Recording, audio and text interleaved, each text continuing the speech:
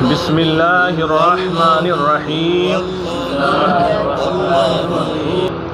یازدہم حروف زیادت، حروف غیر عاملہ کی 11ویں قسم ہیں۔ حروف غیر عاملہ کی 11ویں قسم ہے حروف زیادت۔ لفظ سے ہی معلوم ہو رہا ہے کہ یہ حروف زیادہ ہوتے ہیں۔ حروف زیادت یعنی یہ حروف کلام میں زیادہ ہوتے ہیں، اور زیادہ ہونے کا مطلب یہ ہے کہ اگر ان حروف کو، جو حروف زیادت ہیں، کلام سے نکال دیا جائے تو بھی کلام کا معنی بدلے گا نہیں۔ کلام کا معنی تب بھی بدلے گا نہیں کہ یہ حروف کلام میں زائد ہوتے ہیں۔ جیسے کہ اللہ تعالیٰ کا فرمان ہے فَلَمَّا أَن جَاءَ الْبَشِيرُ، فَلَمَّا أَن جَاءَ الْبَشِيرُ سورہ یوسف میں ہے أَلْقَاهُ عَلَى وَجْهِهِ۔ فَلَمَّا أَن جَاءَ الْبَشِيرُ تو ان یہاں پر زائدہ ہے، اصل ہے فَلَمَّا جَاءَ الْبَشِيرُ، جب خوشخبری سنانے والا آ گیا۔ ان زائد ہے۔ قرآن مقدس میں لا اقسم بهذا البلد، لا اقسم، لا تو نفی کے لیے آتا ہے لیکن یہ زائدہ ہے۔ یہ نہیں ہے کہ میں اس شہر کی قسم نہیں کھاتا۔ اللہ تعالیٰ نے شہر مکہ کی قسم کھائی اور فرمایا لا اقسم بہذا البلد، یہ آیت تو سبھی کو یاد ہوگی۔ تو لام زائدہ ہے، اللہ تعالیٰ فرماتا ہے مجھے قسم ہے اس شہر کی، تو یہ زائد ہے، ٹھیک ہے۔ تو حروف غیر عاملہ کی 11ویں قسم ہے حروف زیادت، یعنی یہ حروف زائد ہوتے ہیں، اور زائد ہونے کا معنی اور مطلب یہ ہے کہ اگر ان کو کلام سے حذف کر دیا جائے تو بھی کلام کا معنی بدلنے والا نہیں ہے، کلام کا معنی بدلنے والا نہیں ہے۔ اور ایک شعر ہے حضرت حسان بن ثابت رضی اللہ تعالیٰ عنہ کا، دیکھو یاد رہے ابھی جو بات چل رہی ہے وہ یہ چل رہی ہے کہ بعض حروف کلام عرب میں زیادہ ہوتے ہیں، اور زیادہ کا مطلب یہ ہے کہ اگر انہیں نکال دیا جائے تب بھی کلام کا معنی نہیں بدلتا ہے۔ جیسے حضرت حسان بن ثابت کا قول ہے ما ان مدحت محمدا بمقالتی لیکن مدحت مقالتی بمحمد، ما ان مدحت، میں نے تعریف نہیں کی، محمدن حضور صلی اللہ تعالیٰ علیہ وسلم کی، بمقالتی اپنے کلام کے ذریعے، میں نے اپنے کلام کے ذریعے حضور صلی اللہ علیہ وسلم کی کوئی تعریف نہیں کی، لیکن مدحت مقالتی بمحمد، لیکن میں نے حضور صلی اللہ علیہ وسلم کے ذریعے اپنے کلام کی تعریف کی، یعنی میں نے حضور کی شان میں لکھا تو یہ کوئی حضور کی تعریف نہیں ہوئی، میں اور میرا کلام اس لائق کہاں، بلکہ میں نے حضور کی شان میں لکھ دیا تو حضور کی شان میں لکھنے کی وجہ سے میرے کلام کی عزت بڑھ گئی۔ تو بہرحال یہاں یہ دیکھنا ما ان مدحتو، ما نفی کے لیے ہے، ان بھی نفی کے لیے ہوتا ہے، تو ما نے نفی کا معنی ادا کر دیا، ان جو ہے یہ زائدہ ہے۔ تو کچھ حروف وہ ہوتے ہیں جو زیادہ استعمال کیے جاتے ہیں۔ قرآن میں ہے حل من خالق، حل من خالق غیر اللہ، کیا اللہ کے علاوہ کوئی اور خالق ہے؟ تو یہاں بھی حل من کا حرف جو ہے یہ زائد ہے۔ اور متعدد مثالیں ایسی مل جائیں گی جن میں حروف زائد ہوتے ہیں۔ تو حروف غیر عاملہ کی 11ویں قسم ہے حروف زیادت۔ حروف زیادت یعنی جو حروف زیادہ ہوں کلام میں۔ زیادہ ہونے کا مطلب کیا ہے کہ یہ حروف ایسے ہیں کہ اگر کلام سے ان کو حذف کر دیا جائے، نکال دیا جائے، تب بھی کلام کا معنی اور مطلب نہیں بدلے گا۔ لیکن یہ مطلب بھی نہیں کہ یہ بالکل بیکار ہوتے ہیں حروف، یہ حروف بالکل بیکار ہوتے ہیں ایسا بھی نہیں ہے، بلکہ کہیں تو یہ کلام کی تاکید کے لیے آتے ہیں۔ جو حروف زائد ہوتے ہیں کلام کی کہیں تاکید کے لیے، کہیں کلام میں حسن پیدا کرنے کے لیے آتے ہیں، تحسین کلام کے لیے، اور کہیں کہیں اشعار کا وزن درست کرنے کے لیے آتے ہیں۔ شعر کا وزن نہیں بیٹھتا ہوتا ہے تو کوئی زائد حرف رکھ دیتے ہیں تو شعر کا وزن درست ہو جاتا ہے۔ دیکھیں یازدہم حروف زیادت، حروف غیر عاملہ کی 11ویں قسم ہے حروف زیادت، وآں 8 حرف است، اور وہ 8 حرف ہیں، ان، وما، وان، ولا، ومن، وکاف، وبا، ولام، 8، یہ 8 حرف ہیں حروف زیادت۔ ان، ایک ان ہوتا ہے، جیسے ما ان مدحت محمدً بمقالتی، حضرت حسان بن ثابت کا قول ہے، وہاں ان زیادہ ہے۔ وما، اور کہیں کہیں ما زیادہ ہوتا ہے۔ وان، اچھا ان، ما، ان، کہیں ان ہوتا ہے، جیسے فلما ان جاء البشیر میں ان زیادہ ہے۔ ولا، جیسے لا اقسم میں لا زیادہ ہے۔ تو یہ حروف زیادہ ہوتے ہیں۔ 4 ہو گئے، ان 1، ما 2، ان 3، لا 4۔ پھر ہے من، وکاف، وبا، ولام، 4 یہ ہو گئے، من 1، کاف 2، با 3، لام 4۔ اب فرماتے ہیں ان آخری 4 حرفوں کے بارے میں، 4 آخر در حروف جر یاد کردہ شد، آخری 4 حروف جر میں بیان کیے جا چکے ہیں، آخری 4 حروف جر میں بیان کیے جا چکے ہیں۔ ان میں کے آخر کے 4 دیکھ لو، من، کاف، با، لام۔ من حرف جر ہے، کاف حرف جر ہے، با حرف جر ہے، لام حرف جر ہے، یہ چاروں حروف جارہ ہیں۔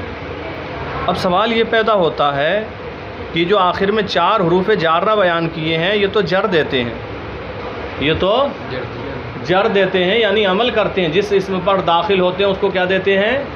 جر دیتے ہیں، کسرہ دے دیتے ہیں۔ تو یہ تو عمل کر رہے ہیں، اور بیان کون سے حروف کا چل رہا ہے؟ حروف غیر عاملہ کا، جو عمل نہیں کرتے ہیں۔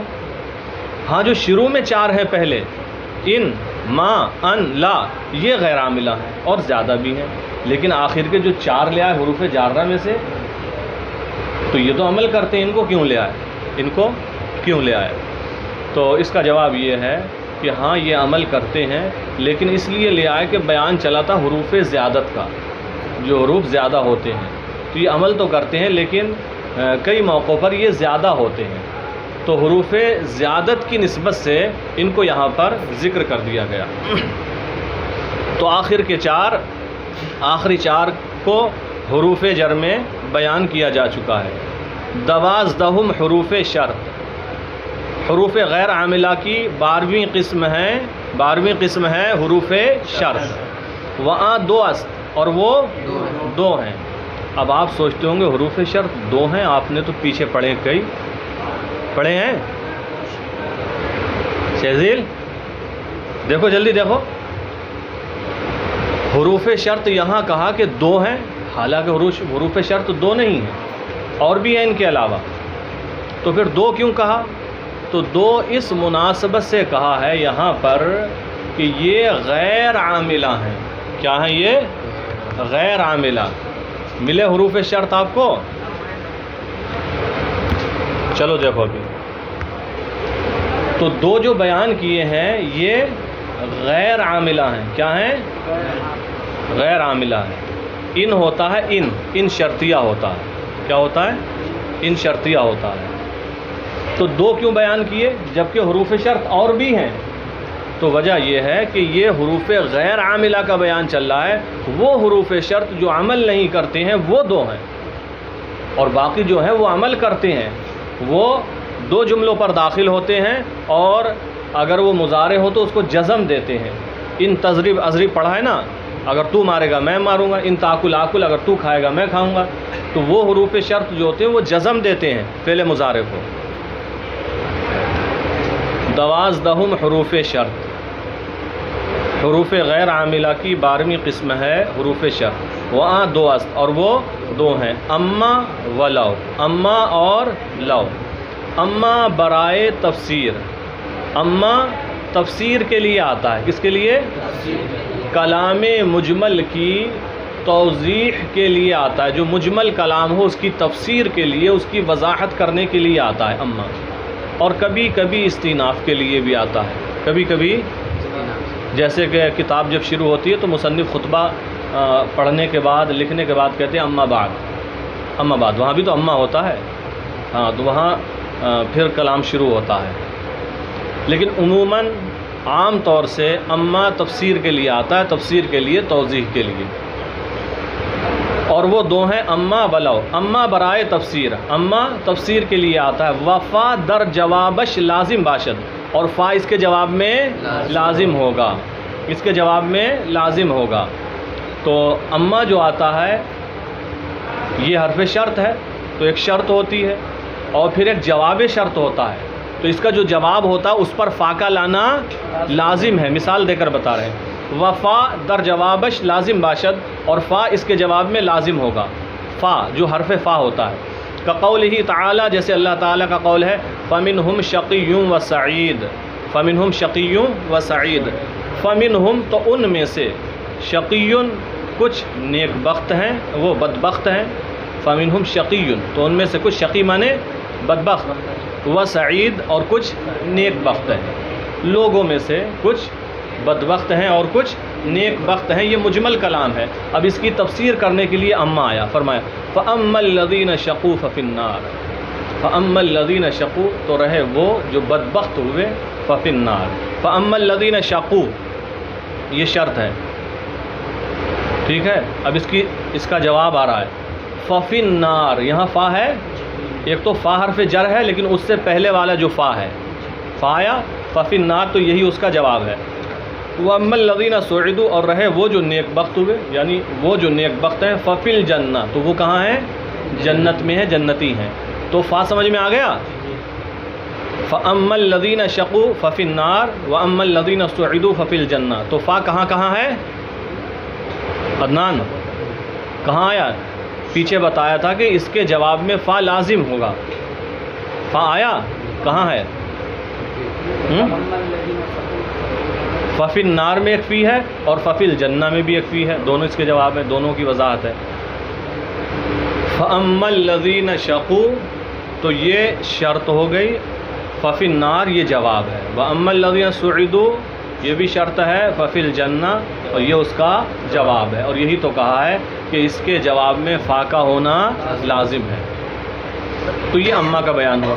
وَلَوْ برائے انتفاع ثانی بسبب انتفاع اول، اور لو ثانی کے انتفاع کے لیے آتا ہے اول کے انتفاع کے سبب، اور لو ثانی کے انتفاع کے لیے آتا ہے اول کے انتفاع نفی، انتفاع کا معنی نفی، یہ ثانی کی نفی کے لیے آتا ہے اول کی نفی کے سبب، یعنی دو جملے ہوں گے، ایسے سمجھو دو جملے ہوں گے، لو جو آئے گا یہ دوسرے جملے کی نفی کے لیے آئے گا، میری طرف دیکھو اس کو بعد میں سمجھ لینا، ادھر زیادہ بڑھیا سمجھ میں آ گا۔ دو جملے ہوتے ہیں، یہ ہے نمبر ایک اور یہ ہے نمبر دو، یہ ہے اول اور یہ ہے ثانی، یہ ہے اول یہ ہے ثانی۔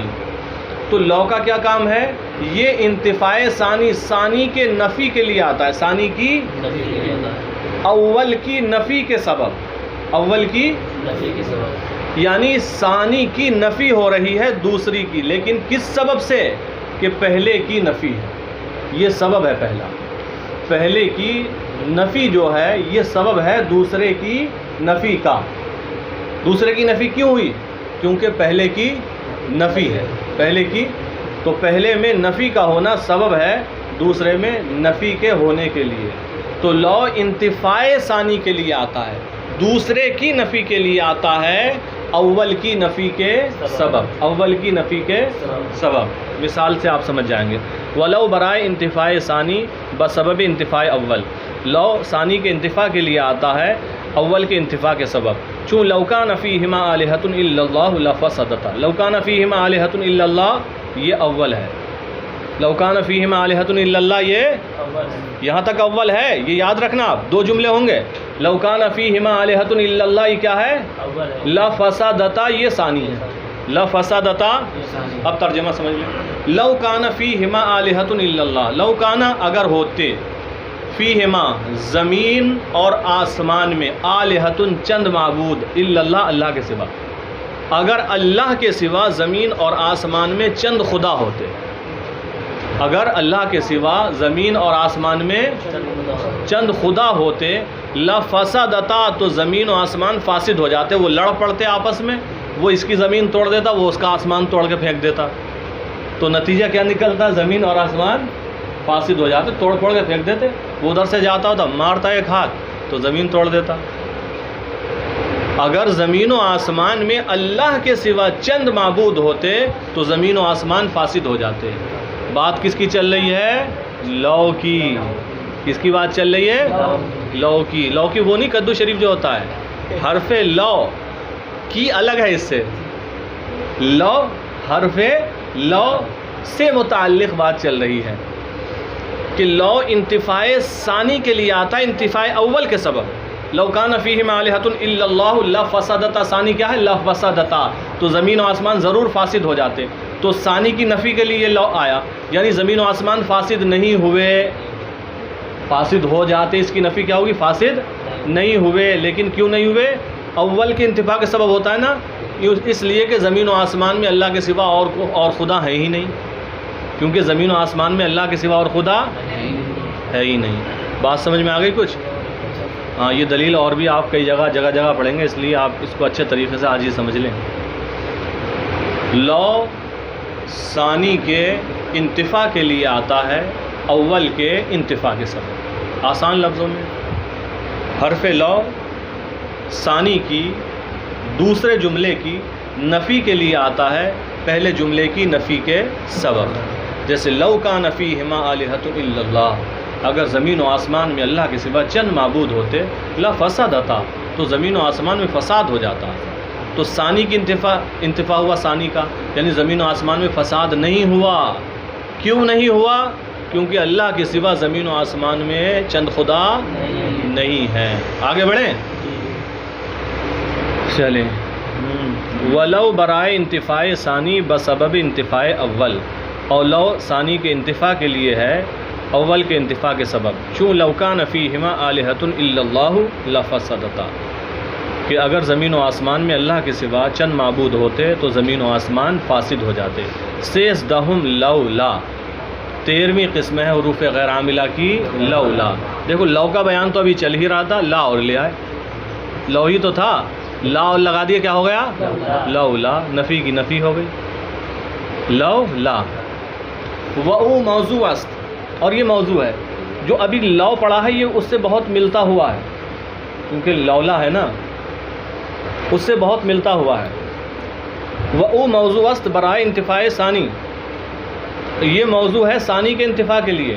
لو کا بھی یہی حال تھا، ثانی کے انتفاع کے لیے تھا نا، لو کس کے لیے تھا؟ ثانی کے، یہ بھی ایسا ہی ہے۔ وہ موضوع است برائے انتفاع ثانی، یہ موضوع ہے ثانی کے انتفاع کے لیے، لیکن وہ اول کے انتفاع کے سبب تھا، لیکن یہ بسبب وجود اول، یہ اول کے وجود کے سبب ہے۔ وہاں اول کا بھی انتفاع تھا، لیکن یہاں پر اول کا وجود ہے، اول کا اس بات ہے، اول کا وجود و اس بات ہے، یہاں پر آ کر فرق ہو جاتا ہے۔ وہ موضوع است برائے انتفاع ثانی، یہ موضوع ہے ثانی کے انتفاع کے لیے بسبب وجود اول، اول کے وجود کے سبب۔ تو یہاں پر دوسرے جملے کا انتفاع ہوگا، کیوں؟ کیونکہ پہلے کا وجود ہے، پہلے کا وجود ہے۔ کیوں؟ جیسے کہ دیکھیں، لولا علی لہلک عمر، لولا علی اول، لہلک عمر ثانی، لولا علی اول، لہلک عمر ثانی۔ مطلب کیا ہے؟ لولا علی، اگر علی نہ ہوتے، لہلک عمر، تو عمر ضرور ہلاک ہو جاتے، عمر ہلاک ہو جاتے، تو عمر ہلاک ہو جاتے۔ اصل میں حضرت عمر فاروق اعظم کی بارگاہ میں ایک مقدمہ پیش آیا، ایک عورت کے زنا سے متعلق جو حاملہ ہو گئی، زنا سے مقدمہ پیش آیا، تو آپ نے جو سزا تھی اس کی سزا سنائی کہ اس کو یہ سزا دی جائے گی، اور کہا کہ اس کو یہ سزا دی جائے۔ حضرت علی رضی اللہ تعالیٰ عنہ موجود تھے، تو آپ نے فرمایا کہ میں نے رسول اللہ صلی اللہ علیہ وسلم کو فرماتے ہوئے سنا ہے کہ اگر عورت کا جرم ثابت ہو جائے اور وہ حاملہ ہو، پریگننٹ ہو، پیٹ میں بچہ ہو، تو اس کو فوراً سزا نہیں دی جائے گی۔ بچے کا کیا قصور ہے؟ وہ بھی پیٹ میں ہلاک ہو جائے گا، بلکہ جب بچہ پیدا ہو جائے اب عورت کو بعد میں سزا دی جائے گی۔ تو جب یہ مسئلہ حضرت علی رضی اللہ تعالیٰ عنہ نے عمر فاروق اعظم کی بارگاہ میں بتایا، انہوں نے تو اعلان حکم دے دیا تھا سزا کا، لے جاؤ سزا دے دو اس کو، تو حضرت عمر فاروق اعظم نے فرمایا لولا علی لہلک عمر، اگر آج علی نہ ہوتے تو عمر ہلاک ہو جاتا، یہ فیصلہ غلط کر۔ یہ شان ہوتی ہے بڑے لوگوں کو۔ آج تو کسی کو صحیح بتا بھی دو تو وہ احسان ماننے کو تیار نہیں ہے، تو اس موقع پہ ہی کہا تھا یہ۔ تو بہرحال جو مین مقصد ہے اس کی طرف آئیں۔ لولا کیا ہے؟ یہ انتفاع ثانی کے لیے ہے، اول کے وجود کے سبب۔ تو یہاں پر ثانی کیا ہے؟ لہلک عمر، لہلک عمر، عمر ہلاک ہو جاتے، اس کا انتفاع کرو، عمر ہلاک نہیں ہوئے، اس کی نفی کرو، ہلاک ہو جاتے یعنی ہلاک نہیں ہوئے۔ تو یہ نفی کیوں ہو رہی ہے؟ اول کے وجود کے سبب۔ لولا علی، اگر علی نہ ہوتے اس کا وجود کرو، علی ہیں، علی ہیں، علی موجود ہیں اس لیے عمر ہلاک نہیں ہوئے، علی موجود ہیں اس لیے عمر ہلاک نہیں ہوئے۔ لولا و موضوع است برائے انتفاع ثانی بسبب وجود اول، اور لولا وہ موضوع ہے ثانی کے انتفاع کے لیے اول کے وجود کے سبب۔ چوں لولا علی لہلک عمر، جیسے کہ لولا علی لہلک عمر، اگر علی نہ ہوتے تو عمر ہلاک ہو جاتے۔ آگے چلیں۔ چہاردہم لام مفتوحہ برائے تاکید، حروف غیر عاملہ کی 14ویں قسم ہے لام مفتوحہ برائے تاکید، تاکید کے لیے، یعنی وہ لام مفتوح جو تاکید کے لیے آتا ہے، جسے کہتے ہیں لام تاکید۔ کیا ہے؟ اور یہ ہمیشہ مفتوح ہوتا ہے۔ آپ نے لام تاکید بانون تاکید پڑھا ہوگا تو وہاں بھی وہ لام مفتوح ہوتا ہے، جیسے لا یفعلن، شروع میں جو لام ہے یہی لام تاکید ہے۔ کیا ہے؟ لام مفتوح ہوتا ہے۔ اور یہ اسم میں بھی آتا ہے، جیسے لزید قائم، بے شک زید کھڑا ہے، اسم میں بھی آتا ہے۔ تو یہ جو لام تاکید ہے یہ بھی حرف غیر عامل ہے اور زائد ہوتا ہے۔ کیا ہوتا ہے؟ زائد ہوتا ہے۔ اور یہ ہم بتا چکے ہیں کہ زائد کا مطلب یہ نہیں کہ بیکار ہی ہوتے ہیں، بلکہ کہیں تاکید کا فائدہ دیتے ہیں۔ دیکھو آ گیا یہ لام، یہ تاکید کا فائدہ دیتا ہے، کہیں تحسین کلام کا فائدہ دیتے ہیں، اور کہیں اشعار کا وزن بناتے ہیں یہ حروف زائد۔ 14ویں قسم ہے لام مفتوحہ برائے تاکید، وہ لام مفتوح جو تاکید کے لیے آتا ہے۔ چون لزید افضل من عمر، جیسے لزید افضل من عمر، یہاں پر لام تاکید نظر آ رہا ہے، کون سے کلمے پہ ہے؟ زید پر۔ لزید افضل من عمر، ترجمہ ہوگا بے شک زید عمر سے افضل ہے، یا زید ضرور عمر سے افضل ہے۔ 15 ما بمانا مادامہ، حروف غیر عاملہ کی 15ویں قسم ہے ما، جو مادامہ کے معنی میں ہوتا ہے، ہوگا ما لیکن معنی میں کس کے ہوگا؟ مادامہ کے۔ چوں اقوم ما جلس الامیر، اقوم میں کھڑا رہوں گا، میں کھڑا ہوں، ما جلس الامیر، تو یہ ما کس کے معنی میں ہے؟ مادامہ کے۔ مادامہ جلس الامیر، جب تک امیر بیٹھا رہے گا، جب تک امیر، بھئی جب تک آقا حاکم بیٹھا رہتا ہے، خادم اور غلام کھڑا رہتا ہے، تو وہی ہے اقوم ما جلس الامیر، میں کھڑا رہوں گا جب تک حاکم بیٹھا رہے گا۔ تو یہاں پر جو ما ہے کس معنی میں ہے؟ مادامہ کے معنی میں۔ مادامہ کا ہی معنی ہوتا ہے جب تک اس کے بیٹھنے کا دوام رہے گا، یعنی جب تک وہ بیٹھا رہے گا۔ تو حروف غیر عاملہ کی 15ویں قسم ہے ما بمانا مادامہ، کس کے معنی میں ہوگا؟ تو یہ جو حرف زائد ہے کون ہے؟ وہ جو حرف غیر عامل ہے وہ کیا ہے؟ ما ہے، صرف معنی میں ہوتا ہے مادامہ کے۔ ما بمانا مادامہ مت بنا دینا پورا۔ اور 15ویں قسم ما ہے جو مادامہ کے معنی میں ہے، جیسے اقوم ما جلس الامیر، میں کھڑا رہوں گا جب تک امیر حاکم بیٹھا ہے۔ شاذدہم حروف عطف، حروف غیر عاملہ کی 16ویں قسم حروف عطف، 16ویں قسم ہے حروف عطف۔ وآں 10 است، اور وہ 10 ہیں، اور وہ 10 ہیں۔ شمار کریں ان کو۔ واو، زور سے ذرا، واو، وفا، وسما، وحتی، واما، واو، وام، ولا، وبل، ولیکن، 10. یہ کتنے حروف ہو گئے؟ 10 حروف ہو گئے. کیا ہیں یہ حروف؟ حروف عطف ہیں.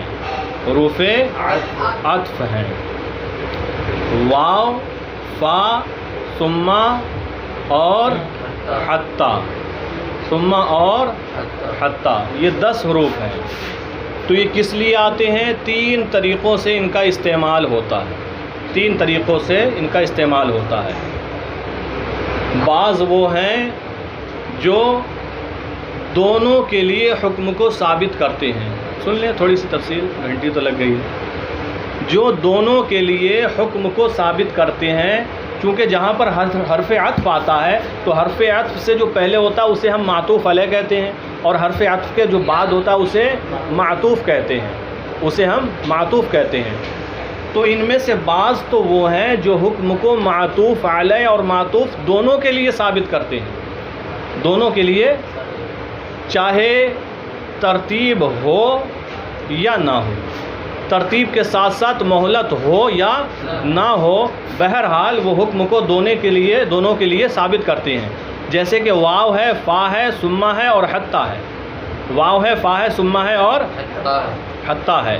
یہ حکم کو ثابت کرتے ہیں، حکم کو ثابت کرتے ہیں دونوں کے لیے. یہ حکم کو ثابت کرتے ہیں دونوں کے لیے، حکم کو ثابت کرتے ہیں. جیسے کہ مثال کے طور پر ہم کہیں جاء زید، یا یوں کہیں جاء زید ثم عمرو. جاء زید ثم عمرو، زید آیا پھر عمرو آیا. تو یہاں پر جو ثم ہوتا ہے نا، یہ ترتیب بھی بتاتا ہے اور وقفہ بھی بتاتا کہ پہلے زید آیا، اس کے کچھ وقت کے بعد عمرو آیا ہے. اور اگر ثم کی جگہ حتی استعمال کریں، جیسے ہم کہیں قدم الحاج حتی المشاد. قدم الحاج حتی المشاد، ماشی کا معنی ہوتا ہے پیدل چلنے والا. حجاج کرام تشریف لے آئے، آ گئے، یہاں تک کہ پیدل جانے والے بھی، جو پیدل حج کو گئے تھے وہ بھی آ گئے. تو یہاں پر قدم الحاج، جو حاج ہے یہ پہلے آئے، اور جو پیدل چلنے والے مشاۃ ہیں وہ کچھ بعد میں آئے. تو جہاں پر ہم حتی استعمال کرتے ہیں وہاں پر جو آنے کا وقفہ ہوتا ہے معطوف علیہ اور معطوف کے درمیان، وہ ثم سے کم ہوتا ہے. جہاں ہم نے ثم کا استعمال کیا، یہاں پر جو وقفہ ہوتا ہے وہ کچھ زیادہ ہوتا ہے. حتی وہاں استعمال ہوتا ہے جہاں پر وقفہ کچھ کم ہوتا ہے، کچھ، اور فا وہاں استعمال کرتے ہیں جہاں وقفہ نہیں ہوتا ہے، بس ایک آیا پھر اس کے بعد دوسرا آ گیا. لیکن ترتیب ہوتی ہے، جس کا ذکر پہلے ہے پہلے وہ آیا ہے، اور فا کے بعد جس کا ذکر ہے وہ بعد میں. جیسے جاء زید فعمر، پہلے زید آیا پھر عمرو آیا. اور جہاں واو استعمال کرتے ہیں وہاں پر نہ ترتیب ضروری ہے، جاء زید وعمر، ہو سکتا ہے عمرو پہلے آیا اور نہ وقفہ ہوتا ہے. لیکن بہرحال ان چاروں میں حکم دونوں کے لیے ثابت ہوتا ہے، معطوف علیہ کے لیے بھی اور معطوف کے لیے بھی. بات سمجھ میں آئی کچھ؟ وہاں 10 اور وہ حروف عطف کتنے ہیں؟ واو، وفا، وثم، وحتی. تو زیادہ وقفہ کس میں ہوتا ہے؟ ثم میں. اس سے کم؟ ہاں، ان میں ترتیب بھی ہوتی ہے. ثم سے پہلے جو ہے وہی پہلے آیا، جو بعد میں ہے وہ بعد میں آیا. اور حتی میں بھی ترتیب ہوتی ہے، جو حتی سے پہلے ہے وہ پہلے آیا، جو بعد میں ہے. اور فا جب استعمال کریں اس میں وقفہ تو نہیں ہوتا لیکن ترتیب ہوتی ہے، جو فا سے پہلے ہے وہ اور جو بعد میں ہے وہ. اور واو جو ہے یہاں حکم دونوں کے لیے ثابت ہوتا ہے، وقفہ بھی نہیں ہوتا اور ترتیب بھی ضروری نہیں ہوتی ہے. وَإِمَّا وَأَوْ وَأَمْ، یہ 3 ہو گئے. وَلَا وَبَلْ وَلَكِنْ. وَلَا وَبَلْ وَلَكِنْ، آخر کے 3 دیکھنے. وَلَا وَبَلْ وَلَكِنْ، لا اور بل اور لاکن، یہ تینوں جو آتے ہیں یہ حکم کو ایک کے لیے ثابت کرتے ہیں. جب لا استعمال کریں حرف عطف، یا بل استعمال کریں یا لاکن استعمال کریں، تو حکم کس کے لیے ثابت ہوتا ہے؟ ایک کے لیے ثابت ہوگا، دونوں کے لیے. لیکن جس کے لیے ثابت ہوگا وہ متعین ہوگا، جس کے لیے حکم ثابت ہوگا وہ متعین ہوگا. جیسے ہم کہیں جاء زید لا عمرو، زید آیا عمرو، متعین ہو گیا نا. زید آیا عمرو. ہم کہیں ما جاء زید بل عمرو، ما جاء زید بل، ما جاء زید نہیں آیا بل عمرو، بلکہ متعین ہے نا، ایک کے لیے حکم ثابت ہوا. یا ہم کہیں ما جاء زید ولکن عمرو، زید نہیں آیا لیکن عمرو آیا. تو لا بل لاکن یہ حکم کو دونوں میں سے ایک کے لیے ثابت کرتے ہیں متعین طور پر. یہ کنفرم ہو جاتا ہے حکم ثابت کس ایک کے لیے ہے، اور جس ایک کے لیے ہے وہ ایک ہے کون، متعین ہو جاتا ہے. اب کیا کہہ رہ گئے؟ او، اما اور ام، تین رہ گئے نا، اما او ام. ان کے ذریعے بھی حکم ایک کے لیے ثابت ہوتا ہے لیکن غیر متعین طور پر، لیکن غیر متعین طور پر پتہ نہیں یہ آیا یا وہ آیا، کیا یہ آیا وہ یا وہ آیا. جیسے کہ آپ سوال کریں کہ نا حاضر شیء اما عدد او فرد، حاضر الولد اما شیزل اما شاہ نواز. وہ لڑکا جو ہے یا تو شیزل ہے یا شاہ نواز ہے، ادھر منہ کر کے جا رہا ہے، چہرہ دکھ ہی نہیں رہا ہے. تو حکم دونوں میں سے ایک کے لیے ثابت ہو رہا ہے، دونوں میں سے کوئی ایک ہے، لیکن ہے کون یہ کنفرم نہیں ہے. تو اما ہو یا او ہو یا ام ہو، یہ حکم کو ثابت کرتے ہیں دونوں میں سے ایک کے لیے، لیکن وہ بھی غیر متعین طور پر، متعین نہیں ہوتا ہے. ہاں لا بل لیکن یہ حکم کو ثابت کرنے کے لیے آتے ایک کے لیے، لیکن وہ ایک کیا ہوتا ہے؟ متعین ہوتا ہے. اور پہلے کے جو چار ہیں وہ حکم کو ثابت کرتے ہیں دونوں کے لیے، چاروں کے لیے نہیں، دونوں کے لیے. بات سمجھ میں آ گئی؟ تو آپ حضرات اچھے طریقے سے اتنا یاد کر کے لائیں.